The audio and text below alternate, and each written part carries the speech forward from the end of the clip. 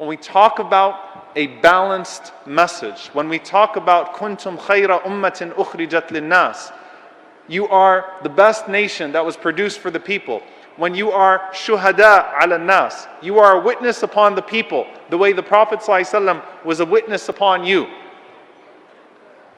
The way that you gain the respect of a society that is in search of a greater purpose is by demonstrating that in your actions in a way that is so self-evident that you don't need to overcompensate.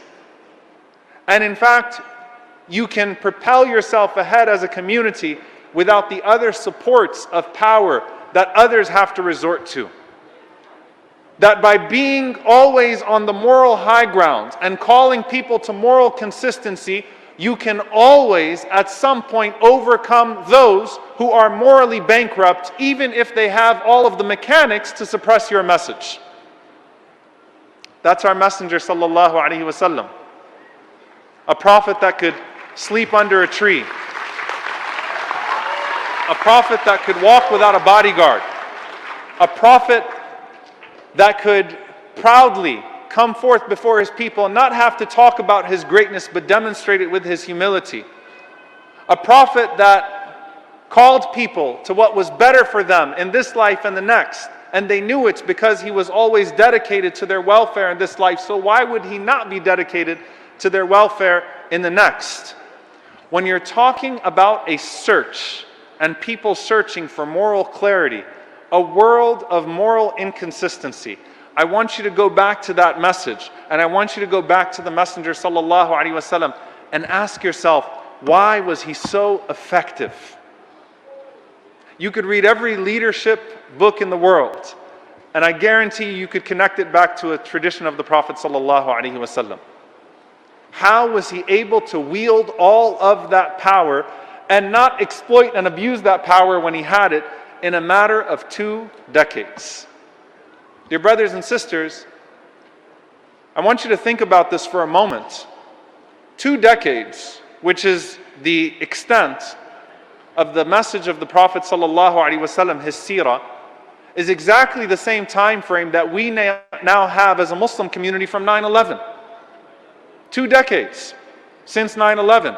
The entire seerah of the Prophet ﷺ post-receiving revelation is just 2 decades. Look at the growth, look at the trajectory, look at the resilience, look at the moral clarity.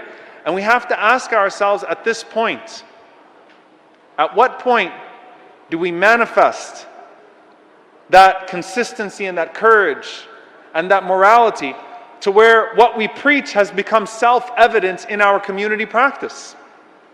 I mentioned this earlier today. I'm speaking to a group. When the Prophet ﷺ entered into Medina and he gave his inaugural message, there naturally could be a lot of hesitation. You know, you hear every politician give you that opening message about what they want to accomplish in society. And almost consistently, they disappoint with their inconsistency and their failure to live up to that message. The Prophet ﷺ walks into Medina, and I've only got a decade with you, 10 years with you. And in the midst of war and facing the threats of genocide and facing all sorts of internal turmoil and external turmoil, what am I going to tell you? Ayyuhan nas afshu salam. O people, spread peace. At'imu ta'am. Feed the hungry amongst you and feed each other. And connect the ties of kinship. And pray at night while other people sleep, and you will enter into Jannah in peace. And you know what? By the time the Prophet ﷺ was put into his grave in Al-Madinah Al-Munawwara, all that he had preached had come to be an experienced reality by his community. People are searching right now. People are looking for something that makes sense. People are looking for an example of consistency. And as a community, we cannot just quote the seerah of our Prophet sallallahu alaihi wasallam, because Allah made him a shaheed over us so that we could be shuhada over the people. We have to live it in a way that it becomes so self-evident that it is indisputable that what we have is not like what other people have, and that we're different in a good way.